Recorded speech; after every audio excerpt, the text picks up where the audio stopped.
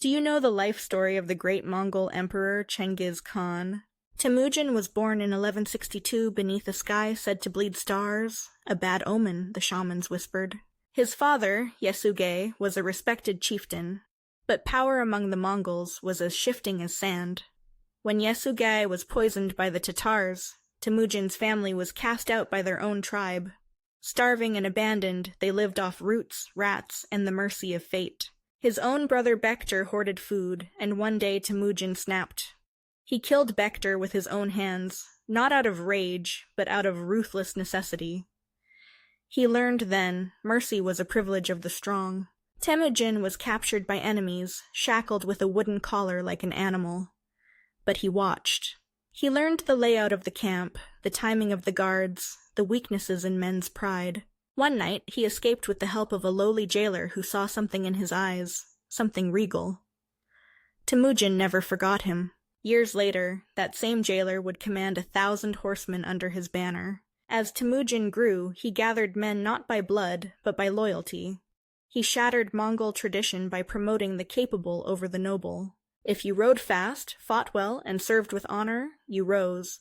If you plotted behind his back, you vanished before dawn. He split spoils evenly, protected women and children, and punished cruelty without hesitation. The people began to whisper, Temujin is not just a man, he is the blue wolf reborn. But Jamuka grew jealous. In 1187 they met in battle. Jamuka's forces outnumbered Temujin's 10-1, but Temujin, the tactician, arranged his warriors in deceptive formations. Arrows fell like rain, and the ground drank the blood of traitors. He lost that battle, and still his legend grew. By 1206, Temujin had united the fractured Mongol tribes. At a sacred Kurultai, the nobles knelt before him and named him Genghis Khan, oceanic ruler, one whose authority had no shore. He didn't celebrate with wine or women. He spent the night in quiet prayer to the eternal blue sky. Then he wrote the yasa, his codes. These codes are: Number 1. Steal from your brother, and you die. Number 2. Stay loyal, and you will rise.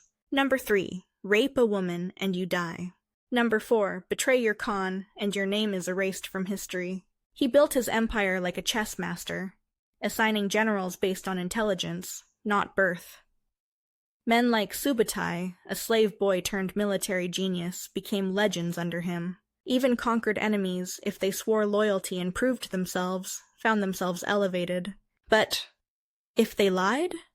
Genghis Khan's punishments were swift. Cities that rebelled were burned to ash. Rivers ran red. Yet villages that surrendered were spared, even rewarded. He ruled with fear, yes, but more than that, he ruled with trust. His eyes turned west, to the great cities of Khwarezm, the Shah's golden kingdom. He sent peaceful envoys. The Shah murdered them. Genghis Khan was not a man who repeated warnings. In a campaign that would shake the world, he unleashed his armies like a tidal wave.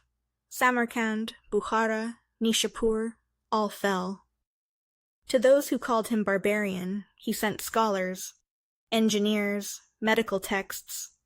He created a postal system that rivaled empires. He enforced religious tolerance across his lands. Muslims, Christians, Buddhists, they all prayed under one law, Genghis Khan's. He used psychological warfare as deftly as swords. He sent spies, spread rumors, faked retreats, then struck like a storm when the enemy was blind. To those who called him barbarian, he sent scholars, engineers, medical texts. He created a postal system that rivaled empires.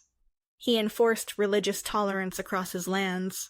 Muslims, Christians, Buddhists, they all prayed under one law, Genghis Khan's. He gave them religious freedom. As he aged, he grew quieter. The fires in his eyes never dimmed, but there was a weariness, not weakness. He taught his sons the art of war, but warned them, conquer with your minds, not your bloodlust. In 1227, during a campaign against the western Xia, the great Khan fell from his horse. He never fully recovered. Some say he died from the wound. Others whisper he was assassinated, but no one knows where he is buried. His funeral procession slaughtered all who saw it, to keep the location secret. Genghis Khan died, but his empire thundered on. His descendants ruled for centuries. His DNA is in the blood of millions. His name, like a storm, still rolls through the pages of time. He was not just a conqueror. He was a visionary, a strategist, a brutal pragmatist, and a rewarder of loyalty like few in history. He did not inherit power. He took it, forged it, commanded it, built it on the backs of broken empires. And even now, when the wind howls across the steppe, the wolves raise their heads and remember him.